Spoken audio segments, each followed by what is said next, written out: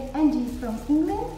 As you see, we changed her hair color. She had a lovely copper hair color from her natural color, but we put her a lovely, nice highlighted hair. As you see, it's natural blonde hair color.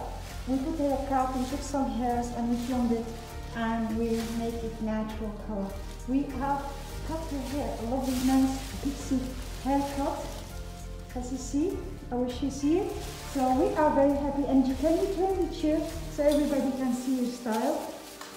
Okay, turn a little bit more. Thank you very much.